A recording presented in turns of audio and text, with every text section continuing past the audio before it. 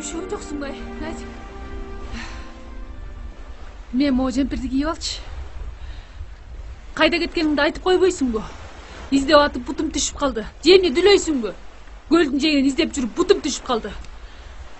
О, жараткан! Жан дүйнөмдү жайына койчу. Көл жана мен. Ой, эмне деп атасың? Телегейим тегиз болуп турса да, таза жүрөк жалгыз согот. Ой, мен сени түшүнбөйм, өдүк-сөдүк сүйлөп үйгө барчы.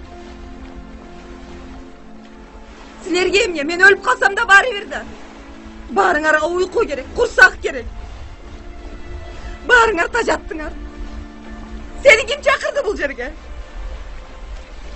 Акындар айткандай, түшүнбөгөн нерсеңди түшүнөм деп айтпадым. Эске түшсө мен курактуу жаш чагың.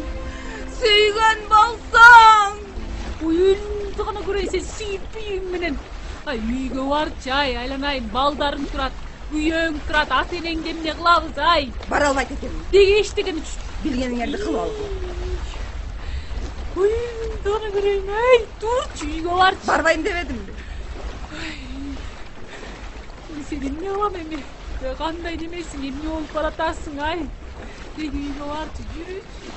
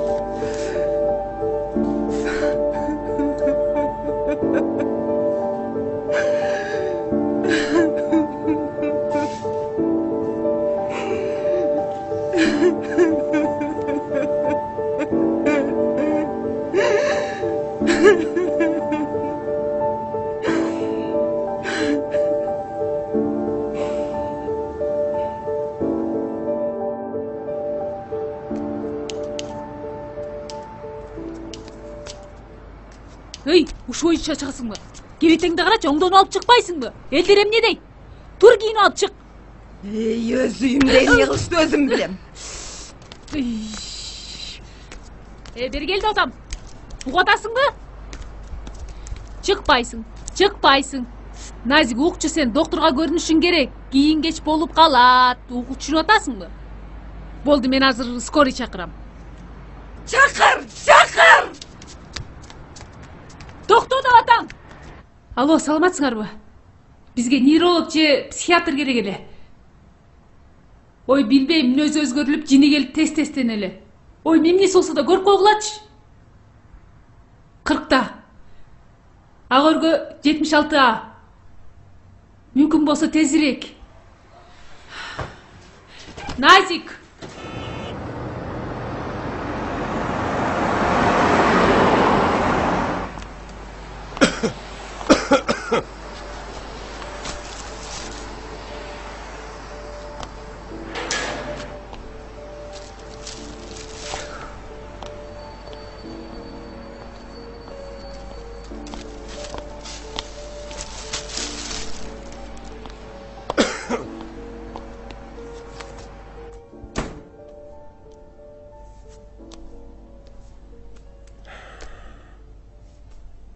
Кандай адис? Жакшы. Неврологияга барып, ичине кирбестен кайра келе бердим. Эмнеге? Балким үйдө эле дарылтабыз. Жакшы болуп кетер.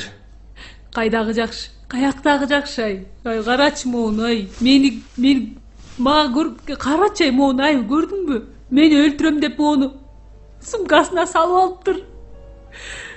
Эмне? Сумкасынан алдыңарбы? Ооба.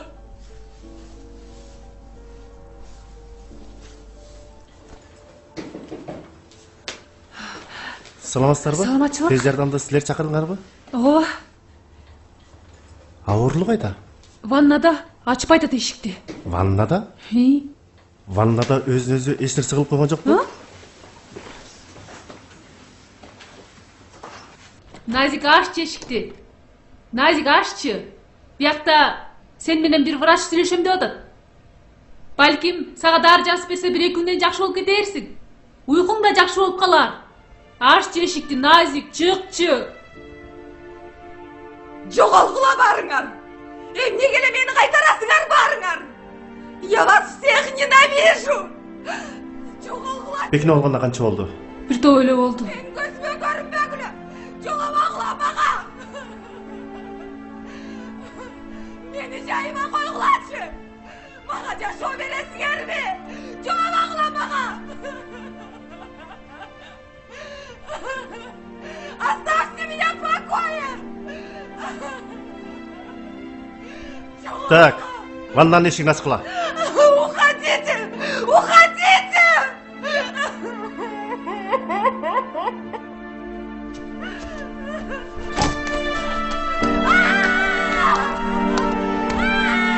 Отец!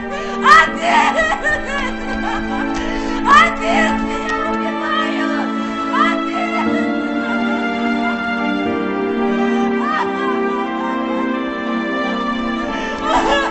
Не трогайте меня! Отец! Мама!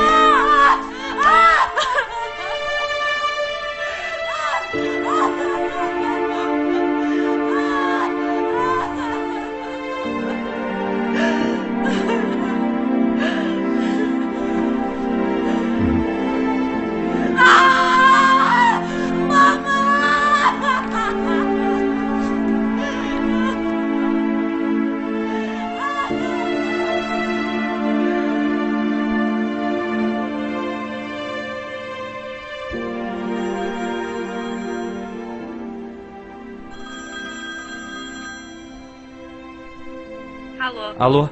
Не кылып атасың? Кечирип койчу, мен анан чалам.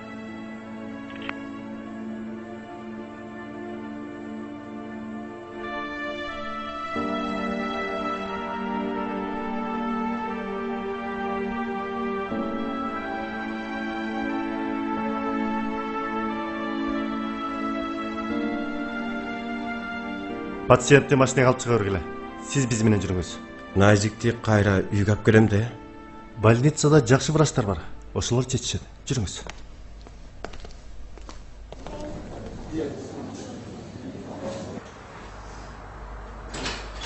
Рухсатпы? Саламатсызбы? Саламатчылык. Келиңиз. Сизге жаңы пациент алып келдим. Фамилиясы ким экен? Асылбекова. Асылбекова Назик, э? Ага. Асылбекова Назик. Өзү канча жашта? 40та. 40 жаш. Региондордон келдиби же шаардан элеби? Шаардан, Бишкектен эле. Шаардан, э? Всё, рахмат. Мен анда бара берейин. Жакшы барыңыз. Саламатта калыңыз. Апаң үйдө элеби? Үйдө эле. Баары жакшыбы, жайындабы? Ооба, баары жакшы. Карап атасыңар да, э? жакшы. Саламатсыздарбы? Саламатсызбы? Саламатчылык. Келиңиз. Мен Назикке келдим эле. Ал сиздин колуктуңуз. Сизди дайыма катуу сөөрүн айтат. Күткөн адамы, ишенгени жалгыз эле сиз экенсиз. Рахмат. Кириңиз. Нурзада, кабат бер. Макул, жүрүңүз.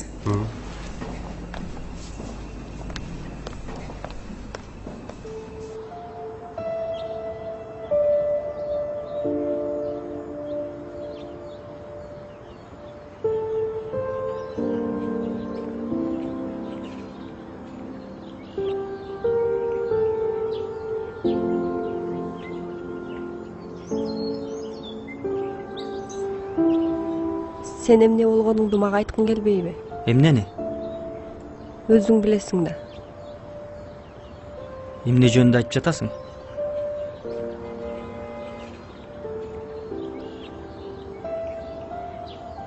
Сен өзгөрүп кеттиң. Ойдо жок нерсени айтпачы. Кийин айтып берем. Кийин кеч болуп калат. Альбина. Мунун сага да, мага да эч тиешеси жок. Капа болбой эле кой. Кийин түшүнөсүң. Кыскасы сенин билбей эле койгонуң жакшы. Андан көрө эртең Адилеттин туулган күнү. Ошол жака чогуу барып келбейлиби?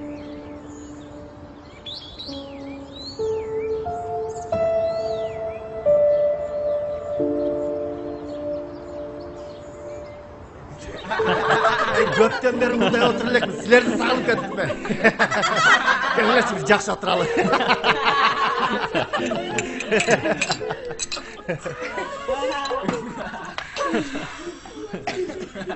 Келем Арлан. Тост сүйлөп кой. Арлан тост сүйлөп койбойбу, Кандай дейсиңер? Адилет. Бул дүйнөдө эң негизгиси ден соолук. Дагы айтаарым, энеңди өмүр бою сыйла. Эне деген биз үчүн жашайт экен. Энелерди Кудай такыр оорутпаса, эң сонун болот эле. Үйгө келгенде сен Адилет, апаң дайыма алдыңан тосуп алып турсун. Алар үйдүн куту.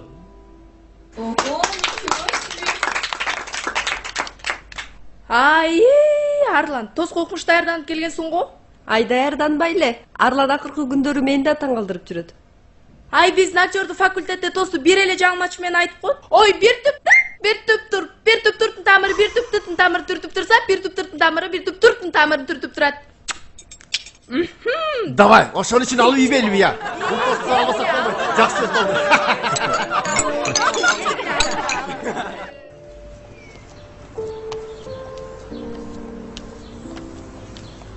Саламатсызбы байке? Саламатчылык. Кечиресиз.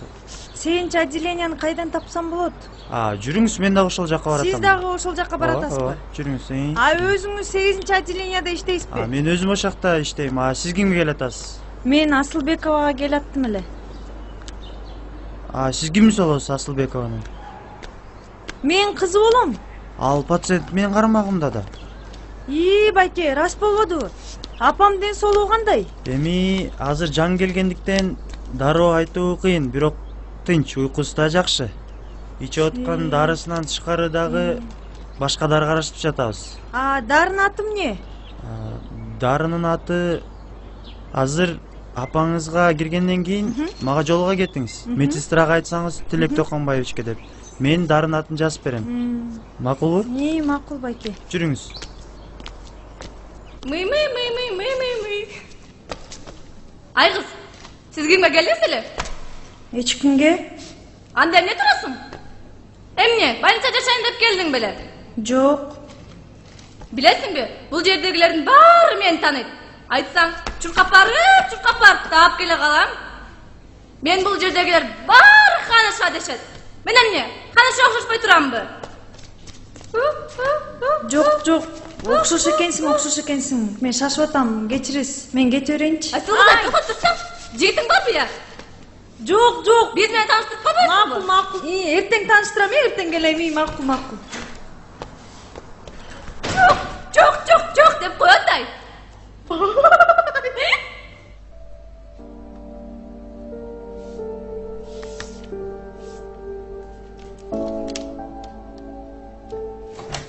Кандайсыңар?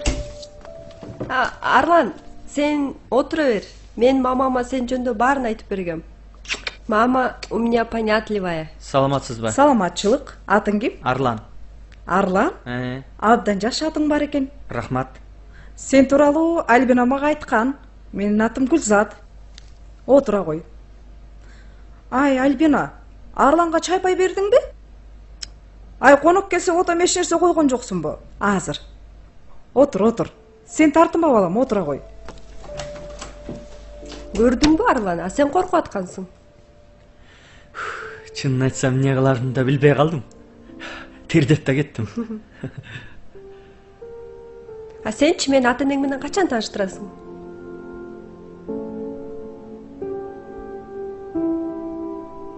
Сен ошону каалайсыңбы? А ким каалабасын?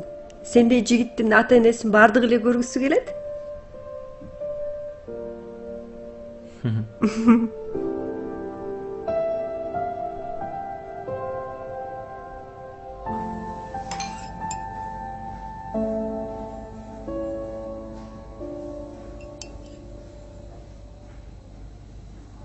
Балам, Элдар кайда?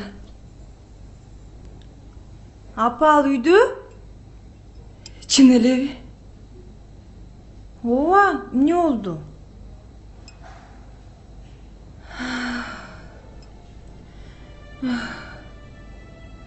Түндө түш көрсөм, түшүмдө Элдарымды машинага салып алып уурдап баратышыптыр. Коюңузчу, апа. Жаман ойлооңузчу. Баса. Мен врачыңыз менен жолуктум. Эң сондар бар экен. Ошону таап келем. Сизди бул жерден бир отоп алып кетем. Апа, келиңизчи. Суранам. Тамак ичиңизчи.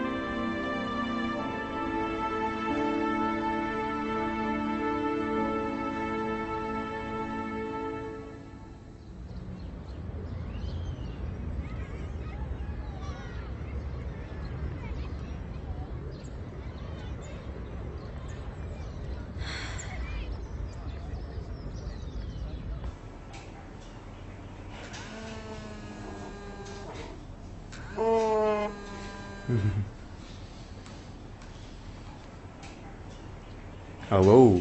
Алло, Элина, угуп атам. Кандайсың? жакшы. Эмне капалуусуң го? Жолугушсак болобу? Албетте болот. Мен өзүм да олтурам. Же мен барайынбы? Кайдасың? Жок, келбей эле кой. Мен азыр үйгө бир нерселер жеткизип алып, анан өзүм барам. Офисиң кайсы жерде эле? Офисим Карла Маркс көчөсү номер 52. Мегастрой курулуш компаниясы деп жазылып турат. Келсең, өзүң тосуп алам, макулбу? Макул.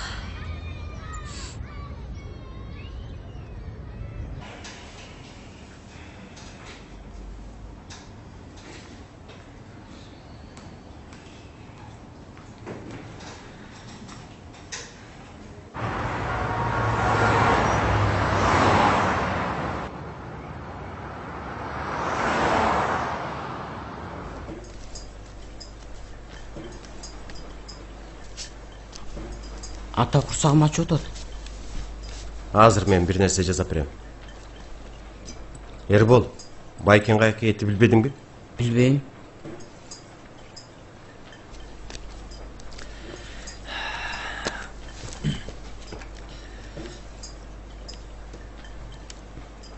Кайда жүрдүң мынча кеч? Балдар менен.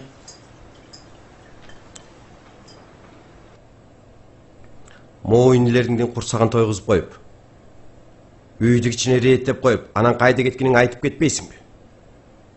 Турбайбы тамак? Алып ичпейби? Буларды кичинекей дейт. Энең тигинтип ооруп жатса, кичине улуусу катары бир нерсени ойлосоң болот. Эми энебиздин ооруп калганына да мен күнөөлүүмүнбү? Ооба. Кандайдыр бир деңгээлде силер да күнөөлүүсүңөр. Аялдар төрөттөн кийин ооруп калат дейт врач.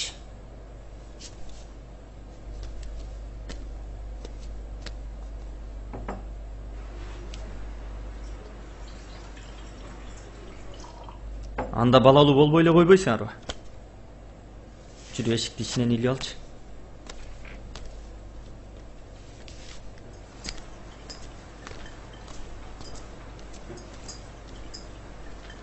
Ошондуктан бир туугансыңар. Азыр бири-бириңерге карлашып жүрбөсүңөр, кийин аял алгандан кийин бири-бириңер менен катышпай каласыңар. Килейип эле калдыңар. Кийимдерди дагы эле мен жууп жүрөм го.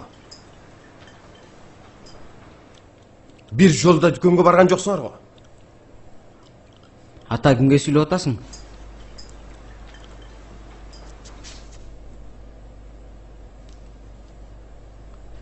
Ал эмне жатып алдыбы? Жок, эшикке чыгып кеткен. Келбейм дейт. Келбей каяка барат экен. Кел, тамак ичип отур.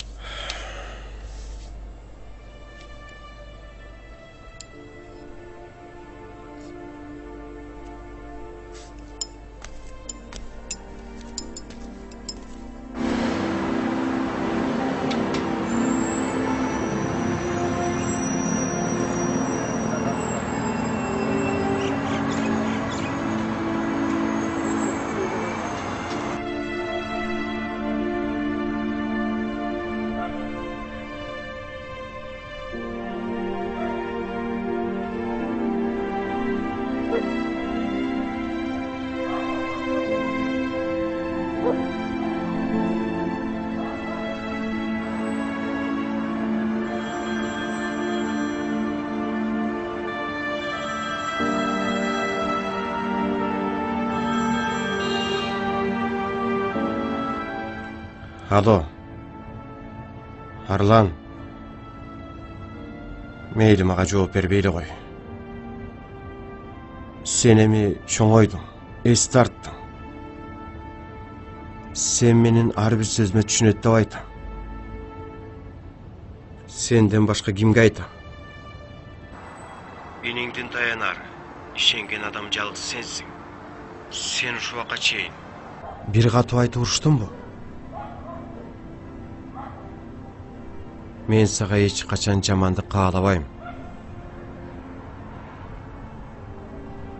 Эсиңде болсун. Сен оюң менен болуп келе жатам го. Мен мунун баарын сага айтып жатканымдын себеби мен сага ишенем. Сени түшүнөт деп ойлойм.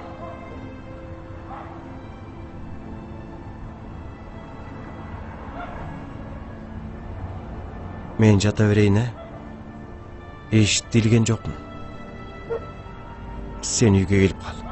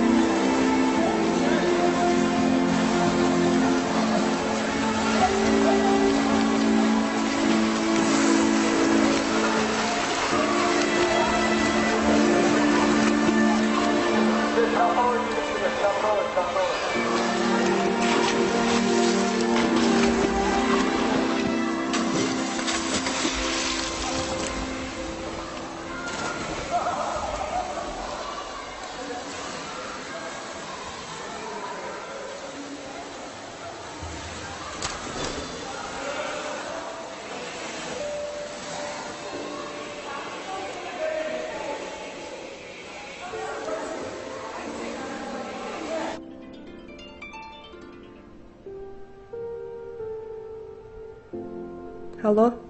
Алло. Альбина, эмне кылып атасың? Үйдө эле отурам. Uykum келбей жатат. Менин дагы. Эмне унчукпай калдың? Мен сени жакында ата-энем менен тааныштырам.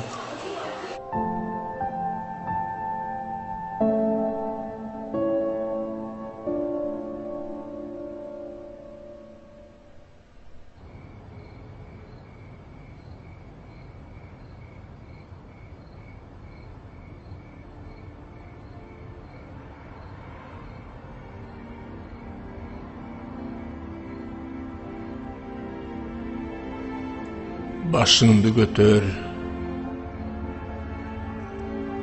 Ата бабалардын периштелери дайыма биздин урпактарды колдоп келет.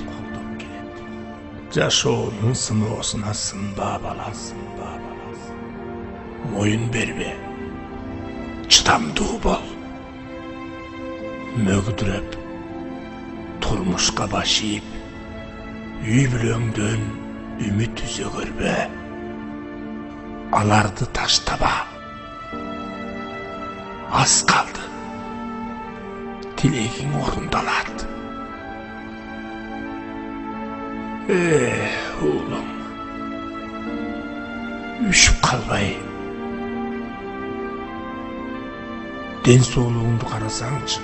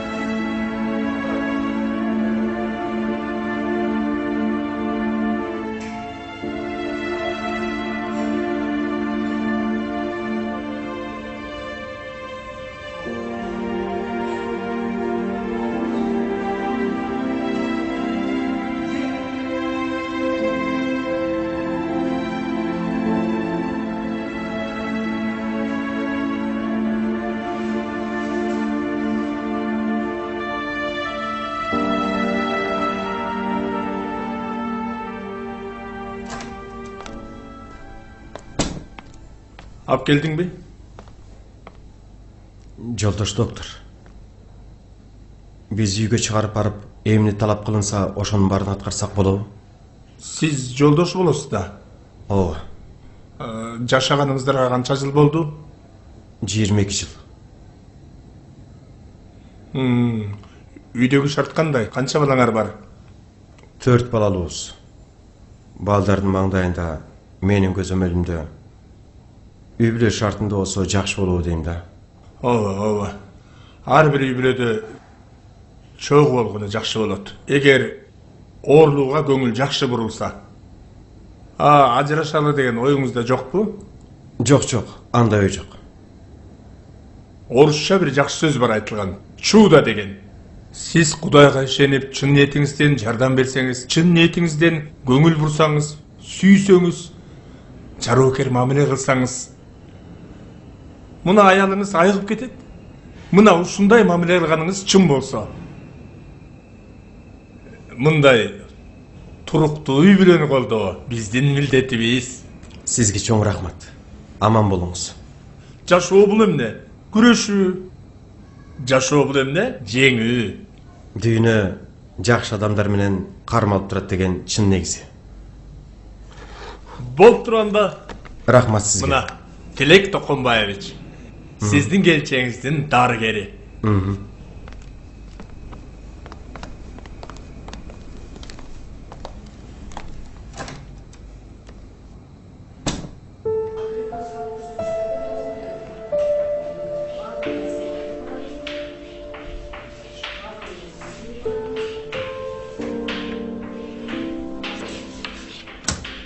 уруксатпы? Кир, эмне болду? Эмне кечигип жүрөсүң? Кечиресиз эже, экинчи кайталанбайт. Отур.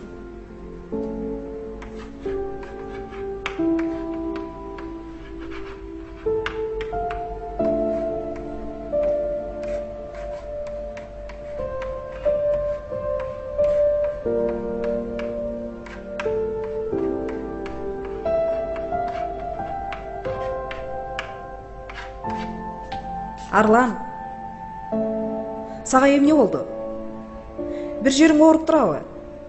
Жок, баары жайында. Сабакка көңүл буруп отурсаңар?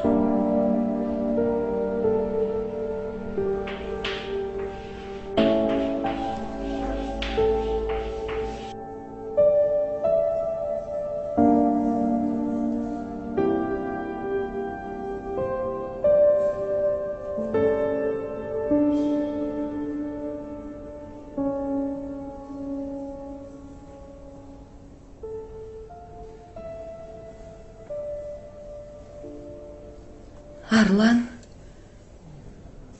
Ооба, менмин. денің сақпы? Атаң түштө келип кеткен. Эмне кабаң Бүркө? Бүркөө деле эмес. Мени менен кошо Альбина да келген. Ал ким? Сүйлөшкөн кызым. Аты Альбина. Балам. Мен больницадан чыкканда жакшы шартта таанышсак болбойт беле. Менин ушул азыркы кебетемди көрсө жүрөгү түшүп кетет го. Сиздин ушундай абалыңызды көрүп түшүнө билсе, демек биздин үй бүлөгө да түшүнөт. Сиз өзүңүз ушинтип үйрөтпөдүңүз беле. Чындыктан качпа. Чындыкты жашырба деп. Акылыңдан сенин. Акылдуум менин. Алтыным.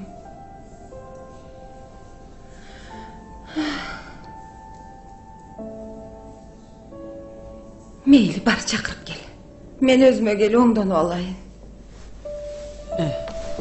Келиңиз.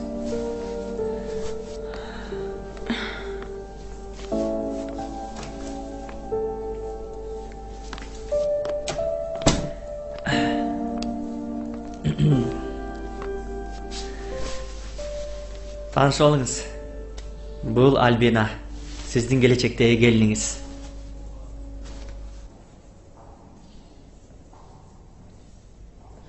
Маңдайы жарык. Жароокер кыз көрүнөсүң. Балам. Жер каратпай бап эстеп күтүп ал.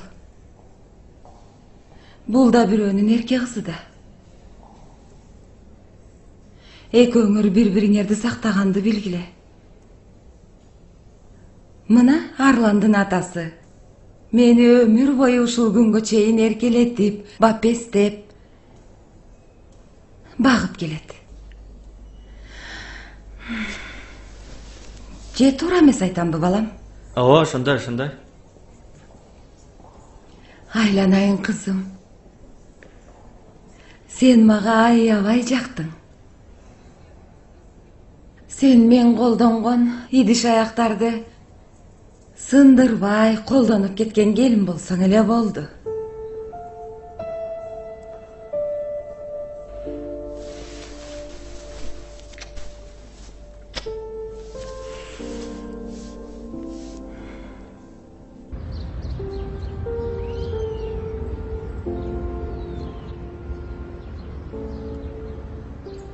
Арлан, сен мага мурун эмнеге айтпадың? Мен эми баарын түшүндүм. Мен сени эмне үчүн үйгө тааныштырган алып келбегениmin себеби өз көзүң менен көрүп түшүнсүн дедим. Жашоодо мындан да жаман нерселер болот да. Бардык тагдырга тик карап, баарына даяр болушубуз керек. Көрөсүң, Кудай буйруса, апабыз больницадан чыкса, мен колдон келишинче сыйлап алам. Эч нерсе кылдырбайм. Апаң мага жакты. Жүрөгү кенен, таза, бала кыял көрүнөт. Менин апам да ушундай го. Ичине эч нерсе батпайт.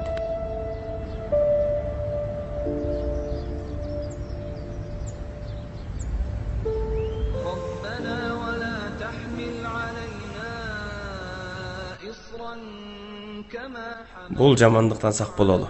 Ишеничтин алгачкы булактары. Сиздин келгениңиз эң туура.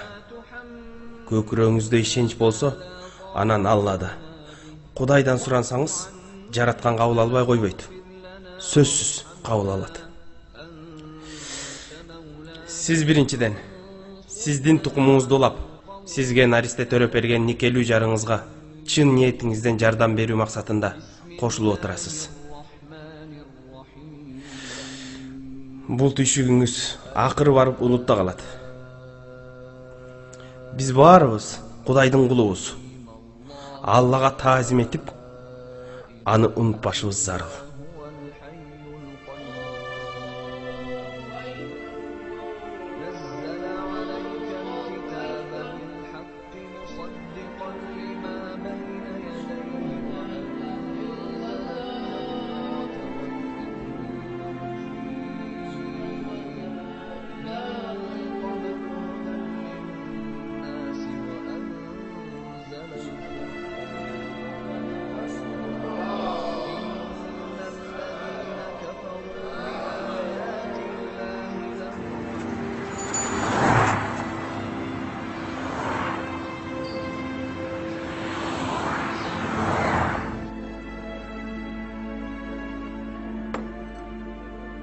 Элина, сен эч капа болбо. Азыр 21-жылымда медицина өнүккөн. Бардыгы жайында болот. Мына баягы дары.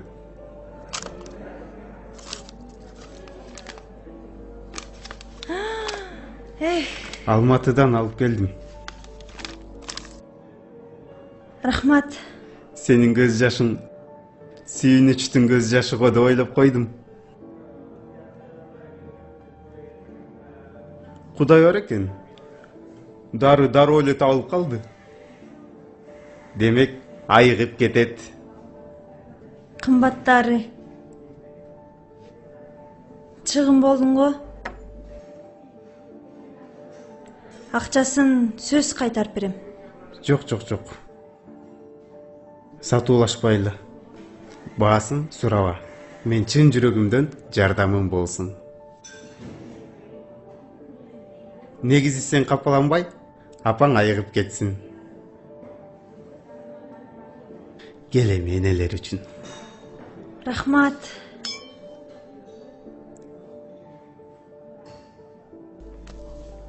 Тамеки да жок, пиво да жок. Кыздар вообще. Жана өкүн ала келди өдүм биле. Ё-майо. Туре, тигилерден тамеки сурап келчи. Барай сурап келе. Всё, брат, базар жок, конечно. Салам алейкум, брат. Алейкум ассалам.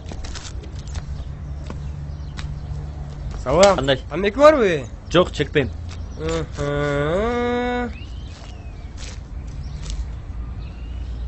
Эмне карайсың жалдырап? Айтпадыбы чекпейм деп. Бар кете бер. Карабодан калдың беле? Энең дурайын, баргылачы ары. Токточу. Энең не болду? Кимдин энесин уруп атасың? Иә. Арлан бас чыгарчы тегелбен чаларга жүр кеттикчи, Арлан. Болду, токтотуп кала, Иш отпай бас кеттик.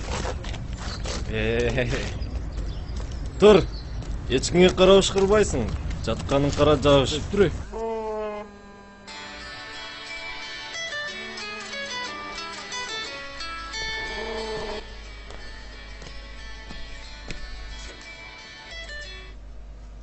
Алло? Ооба, угуп атам. Эмне болуптур? Эмне мас бекен? Канча бала? Сиздин аты жөнүңүз ким? Азыр барсам болобу? Кетпей турасызбы? Макул. Макул.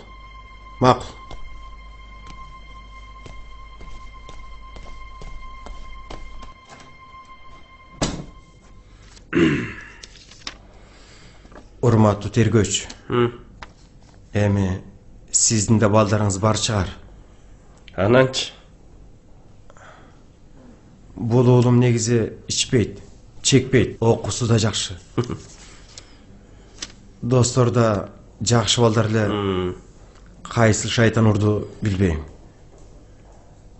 Эми бул тентектерди биринчи жолу болсун бошотуп берип коюңуз. Азыр энеси да каты ооруп төшөктө жатат. Мен ага айтпай келдим. Ал укса дагы кошул ташыл болуп ооруп калбасын. Улусу кайда окуйт? Университетте 3-курс. Окуусуна дагы залакасы тийип калбасын. Жакшы үй бүлөнүн тарбиясын көргөн жигит көрүнөсүз. Мага ишенип буларды чыгарып бериңиз. Сиздин ушул жакшылыгыңызды унутпаспын.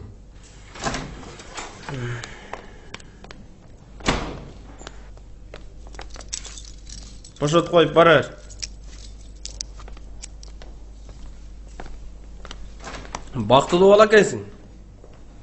Килейгиче атаң артыңдан жүрөт. Со акылдуу болсоңор, мастан оолак качып кутулбайсыңарбы? Анын мастыгынан пайдаланып сөкүр болдуңар да. Өз энеңди деп туруп алды. Атаңды сыйлап үйүңө жиберип жатам. Сизге чоң рахмат. Жакшылыктарда жолугушалы.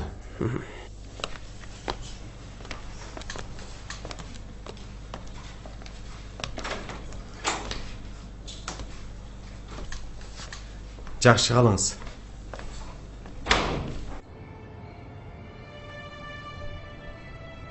О Аллахым. Баарынан бийик өзүңсүң. Күнөөз болсо кечир. Балдарымды энеси жетим калтырба. Ден соолук бер. О Кудай. Амин.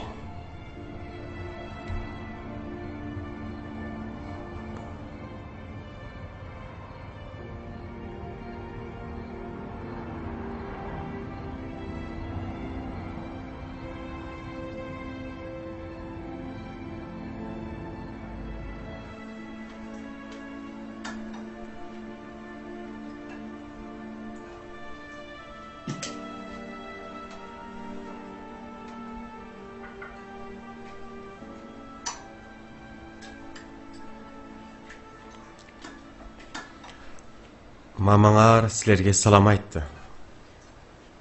Мамама мен да барам бүгүн. Сага эмне бар? Суут коюп турбу? Сен эмес мени киргизбейт ал жака. Эмнеге киргизбейт? Атам барып эле атпайбы? Атаңды ата дейт. А сени сен дейт. Тамагың же муздап калат. Атаң айтып койчу. Дайыма эле мени ыйлата берет. Кээде кулакка чекеме да чиртет. Sen кеткенден кийин мени эшикке чыгарбайт. Үйдүн баары мени жыйнатат.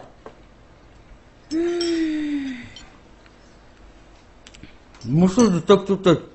Настысында жуузатат.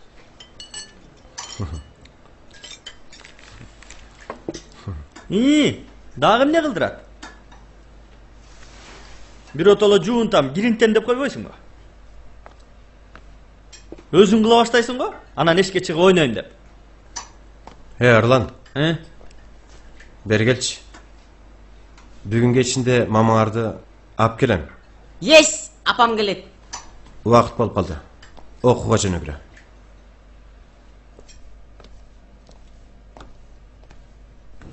Айзаскыбай бери келсең? Карасаң, көз чыгарып кетип баратат. Карасаң. Кандай гана бактылуу аял ай. Ооба десең. Маңдайына жазганы да. Көзү башкача болгондо кор болуп калмак экен.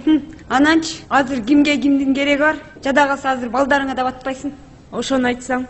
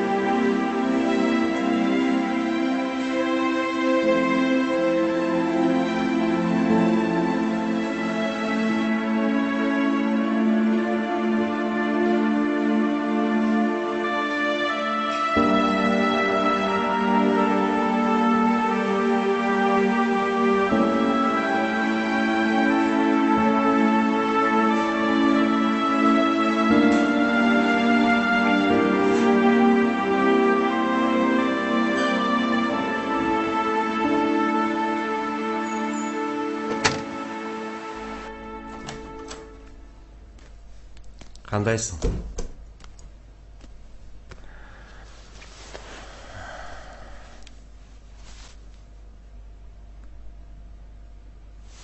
Балдар жатышты. Жүрем жуындайын. Арлан келдиби? Жок, ал кеч келет. Жүр агай. Туй агай. Uykum geliyor da cumbayla koyayınca.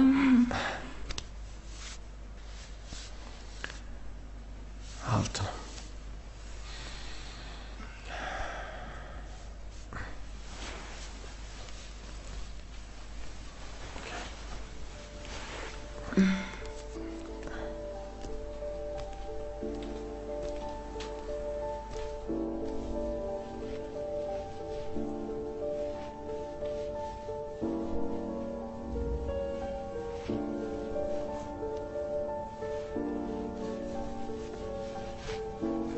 Ушинтип ооруйм деп ким ойлоптур?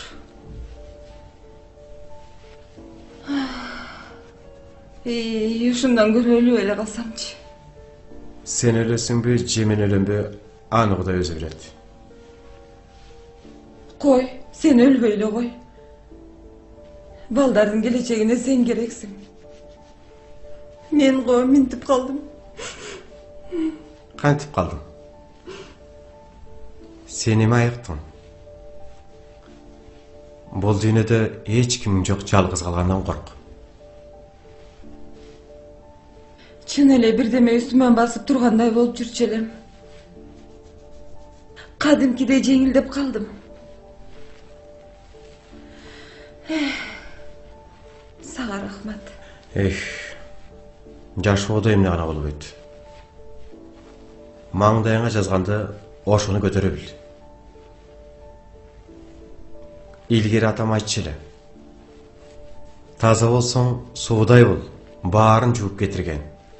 Катуу болсоң жердей бол, баарын чыдап көтөргөн деп.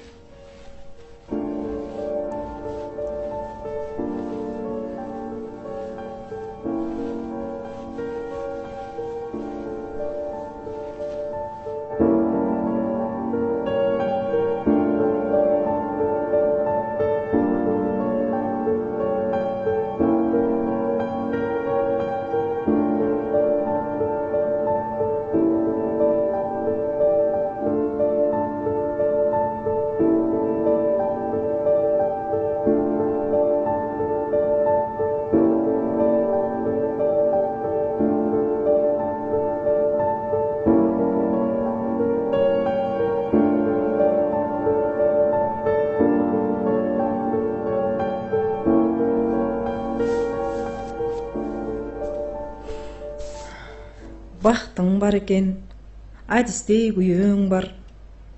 Ооруган эмес. Соо аялдардын баркына жетпей, балдарын таштап кеткендер толуп атпайбы? Самара, мен сага эки дүйнөдө разымын. Сен мени эч качан таштабайсың. Назик, сен балдарыңдын кашындасың. Үйүң үстүңдө, адистей күйөөң бар. Ал аман болсо, эл журтуң менен биргесиң. Көзү көрбөгөн, кулагы укпаган, буту баспаган адамдар деле жашоого умтулуп жашап жатышпайбы?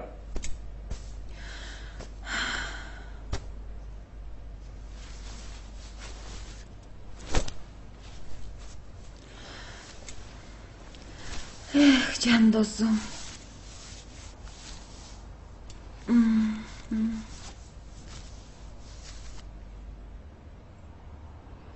Жатып алып баарын ойлонот экенсиң.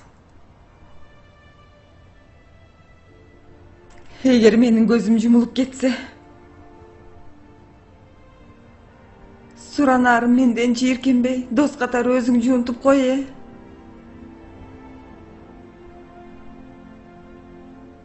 Кызыл пальтомду аябай жакшы көрөм. Ошону эстеликке мени эстеп кийип жүр. Негизи адистин баркына сен гана жетесиң. Сага гана ишенем. Балдарым да сени аябай жакшы көрөт. Eğer kalasan tütün buladık degenimde. Ay. Şun жүрөгүңдөн ишенсең, айыкпас тарт жок да. Менин билишимче, айыкпаган экили оору бар. Бири хронический ушакчы, экинчиси хронический куралбастык. Аларга бир да дары тийсе бербейт экен ай. Эй, тамактанып алганан сөзүңөрдүн экинчи сериясына кирбейсиңерби? Жүргүлө. Жүрү тамак жели. Менин негизги келгенимдин себеби табукка да барып көрүшүңөр керек. Кызыл суу деген айылда бир табып аял бар. Көп ооруларды аяктырат деп ишеничтүү гана адамдар айтышат. А балким бардыгы сонун болот. Балдарымдын дагы ырыскысы бардыр. Наzik кааласа эртең эле барып келебиз. Жүргүлө, тамак муздап калды. Жүргүлө чай жели. Ой.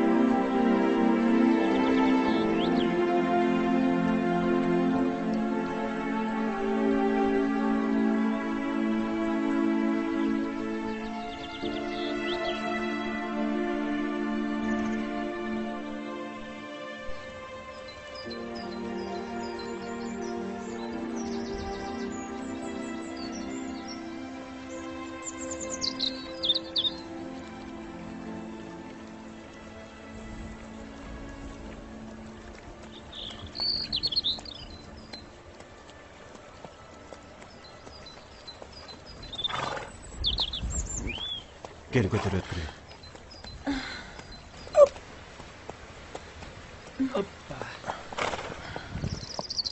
Салам алейкум. Кандай иним? Саламатчылык. Иним, Алтын апанын үйү ушул жактабы? Алтын апанын үйү те алыс жакта. Алыс бе, аябай? Аябай алыс. Ал жака кантип жетсек болот? Жоосаңар кыйналып каласыңар. Мо, ат менен эле жете алыңыздар. Ат менен баралы бе? Ооба.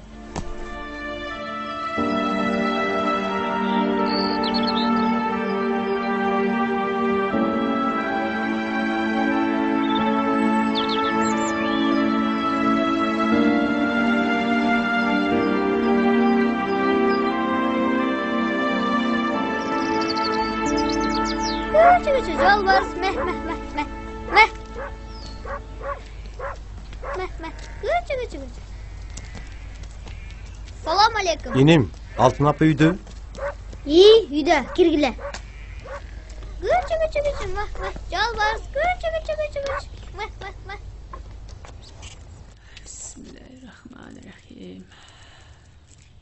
La ilahe illallah Muhammed Resulullah. La ilahe illallah Muhammed Resulullah. Menden emes Kudaydan. Экөөң тең көп балалуу үй бүлөлөрдөн экенсиңер.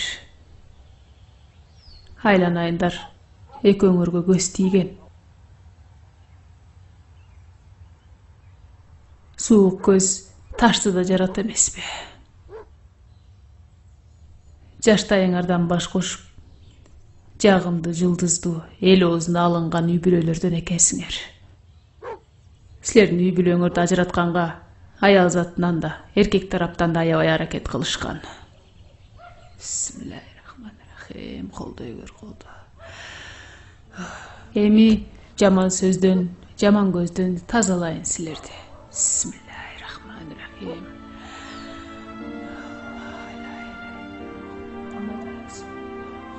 Алла ушул жашка бактыңды бере көр.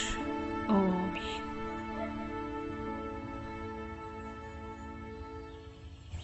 Ушул айылдан болосуңбу? Тоңдан болом. Бул жерде тайкем жашайт. Жардам берем. Канчанчы класссың? Быйыл 9 классты бүтүрмөкмүн. Анан 8 класстан баштап окуй алгам. Эмне, жаман окуйсуңбу? Жок. Анан эмне? Апам каза болуп калган. А мен апамдан бөлөк эч кимге керегим жок болчумун.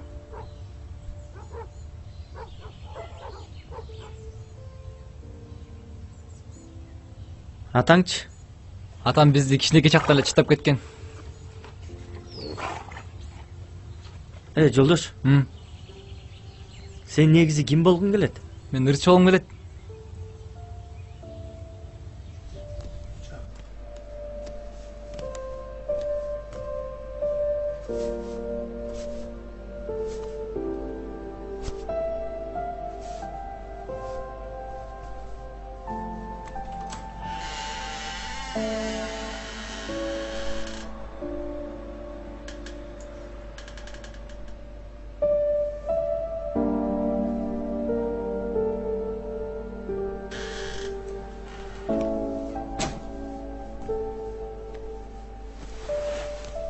Апа?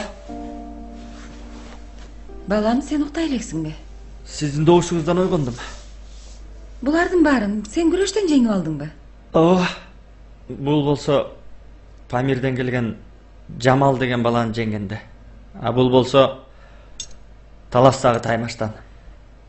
А бул республикалык чемпионаттан алгам.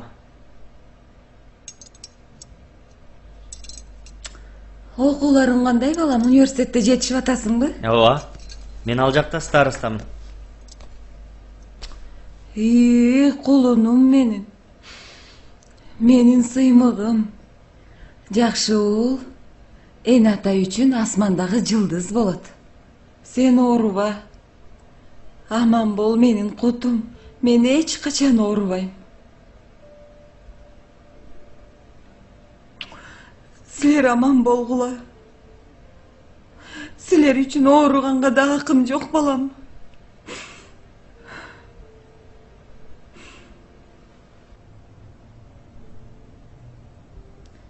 Самара, тамак ичип алсаңчы, курсагың ачты. Азыр бир аздан кийин ичем.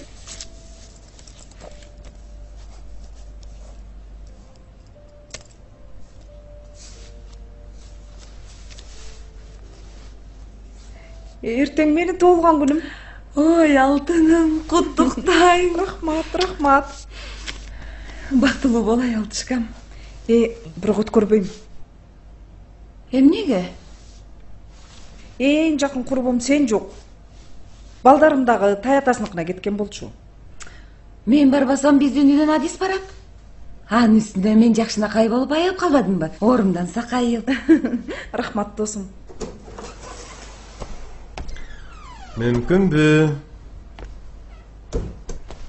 Адис, карачы, мен арыктап кетиптирмин да аябай. Мага деген жаңы ич кийимдерди алып берчи. Шалбырап калыптыр аябай. Мен эми аялыма ич көйнөк турсу керек деп, канчанчы размер деп базарда жүрмөк белем. Мына Самаргай, мен акчасын берейин, самарап келип бересиң, э? Макул. Рахмат, алтыным.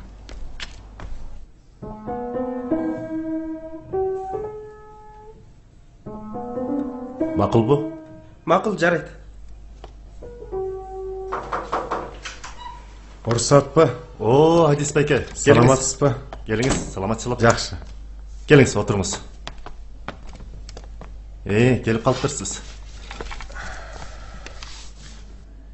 Келдім. Тоғытер жерін айтайын. Менің ойымша, еліміз үшін бір талантты жоғалтып албайлы дейм. Қолдап қойыл деген өтініш менен келдім. Енесі өкөй жашач екен. Biraz болыптыр, енесінен ажырап қалыптыр. Ұғып көрсем, үні таланты бардай. Өзіңіз көріңіз. Туғаныңыз бұл обы? Шынын айтсам, ешкімім емес. Құдай астында қолдан келген жардамымыз берсек, жақсы болот дейм. Санжар, кірсінші. Сен кире. Саламатсыз ба ағай? Уалейкумассалам. О, құрыс жігіт көрінеді. Еме, үніңді текшерелі? Санжар. Аз мен чектім ұшын айтпайсың.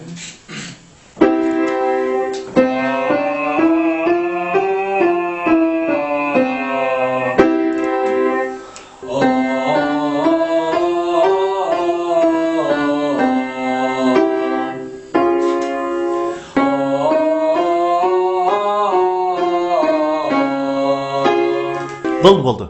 Түсінікті. Кел, бияққа келші. Үні жақшы. Материал бар екен. Эми буга бир гана жакшы окуш керек. Эгер жакшы окусаң, бюджетке отуруп алабыз. Искусствонун адамы болуш оңой эмес. Элдин күзгүсү болосуң. Мен өзүм сени көзөмөлдөп алам.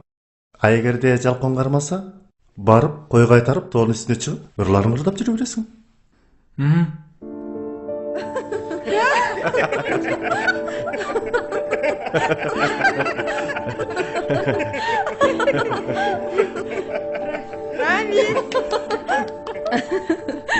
Бұл жақты танисың да, аты Махаббат. Қант эле тааныбай калсын. Адис мырза, агуулуктуңуз эмнеге келген жок? Ал азыр 4 күндө кеткен. 3 күндөн кийин келет. Болбосо чок эле келет элек. Адис байке, келиңиз эми өзүңүздүн жүрөгүңүздөн чыккан бир жакшы сөзүңүздү айтып коюңуз эми. Самара. Эң негизгиси тилегеним сага чың ден соолук, узун өмүр. Бул жашоодо эч кимге кор болбогон. Сен үчүн, сенин адамгерчилигиң үчүн. Кел. Келиңиз, айтпаңыз келсин. Келиңиз, алып койгула.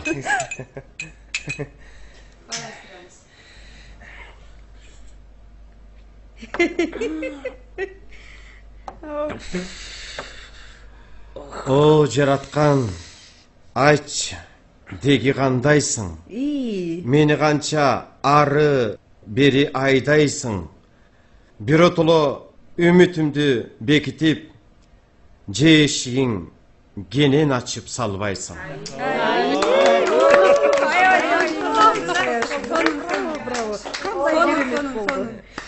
Келиңиз, дагы бир айтып коюңузчу эми. Өлү сонунан кийин мага аябай жакты. Дагыбы? Сонун кene мага жакты жанагына айтканда. Кел, тамактан. Ай, туктачы. Жашоо керемет. Кана бирден койчу Рамиз. Жегиле, ич отургачы ай. Койчу Рамиз. Ал отургула. Ай, Рамиз койбайсың. Ар бир дартка ылайыктуу дары бар. Мен албадым аягычы. Сүйүү дартын сүйүү гана дарылар. Анан? Келечекте бар болот дүйнөдө. Адис. Кайгырбагын. Сенин дартың арлар. Ой, азаматсың Адис. Азаматсың. Келгиле. Алып жүрели.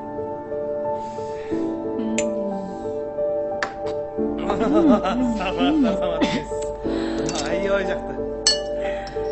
Азыр. Келиңиз закускадан.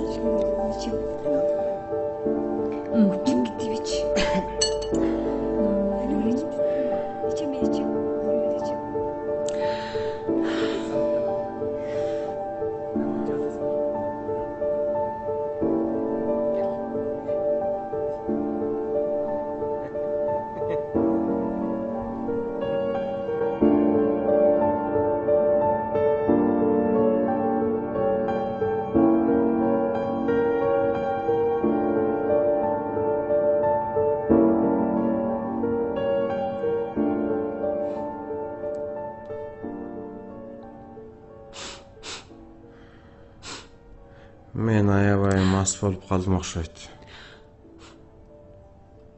Сендей аял затынын баркына жетпеген эркекти мен түшүнбөйм. Биригем дүйнө деген ушул турбайбы? Аял затынын жытыгандай олорун унутуп баратыптырмын. Сен мени кечир. Толгонбой эле кой. Өзүң айткандай эң негизгиси колуктуң айыгып кетсин. Мен сени жактырам. Бирок бүлөөңдү бузгум келбейт. Чексиз күнөөгө баткым да келбейт.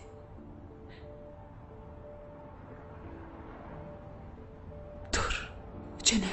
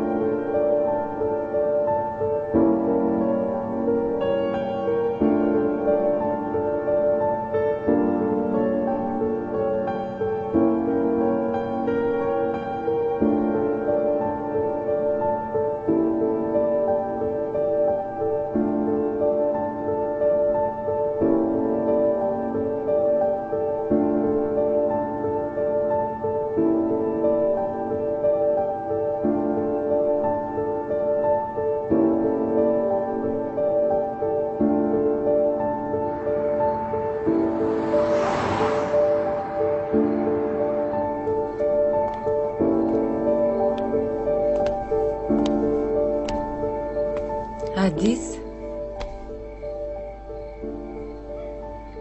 Адис.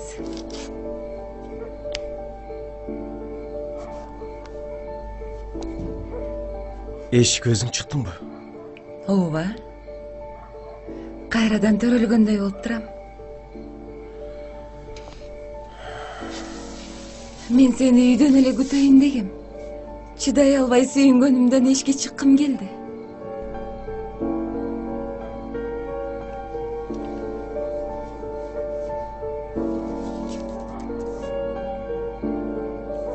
Кел Адис. Жаш кезибизди элестетип, ушул жерде таза абада таң тособуз. Кудайым ыраазымын. Жашоомдогу бүтүндөй бар үмүтүм сенде.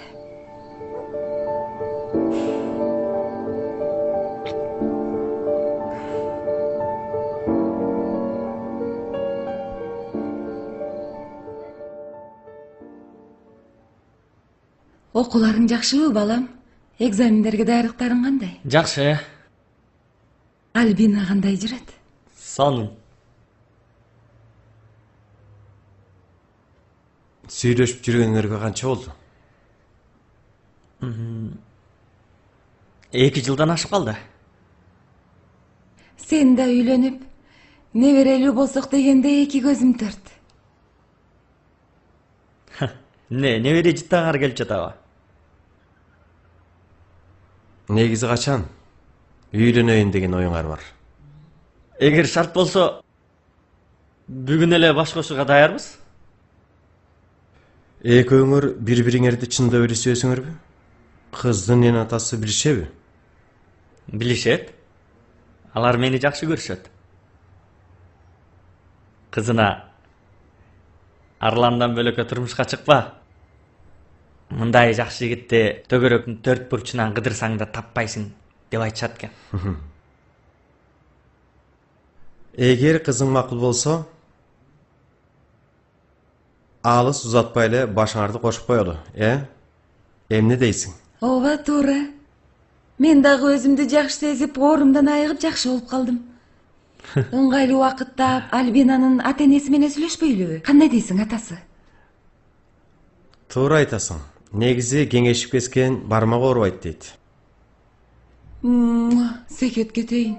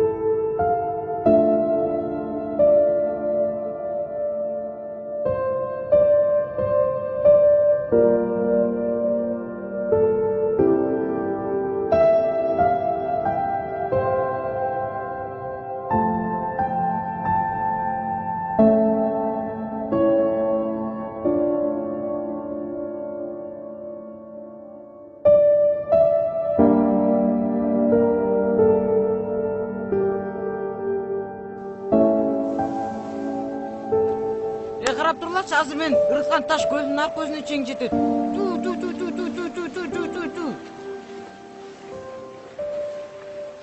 Ата, караңызчы. Менин ырыткан таш аркы бетине жетет экен көлдүн. Ооба да. Сен азаматсың балам. Жүр. Кел эми, колуңду мага берчи. Ата, эми кайсы тамгадан баштайын? Кана балам, А тамгасынан баштачы. А тамгасынан башталганда алма, адам, ат, ай.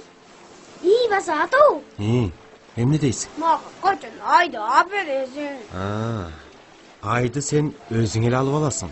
Тоонун чокусуна чыксам, айга колум жетеби? Ооба, сөзсүз жетет. Дагы чоңой. Мен чоңойгончо ай алыс. Жакка кетип калсачы? Жок, сен кармап алмайынча, ай кайра тоого жакындап келип турат. Башка бирөө кармасачы? Жок, ал сенин чоңойгонуңду күтүп жүрөт. Эмнеге? Себеби сени жакшы көрөрүңдү ай дагы билет. Уда! Ооба балам, сен өмүр бою бир нерсеге жетем деп тиренсең, сөз жок, тилегиң орундалат балам. Муну билип жүр. 1, 2, 3, 4, 5, 6, 8. Ой, 8 деп коюп, 7.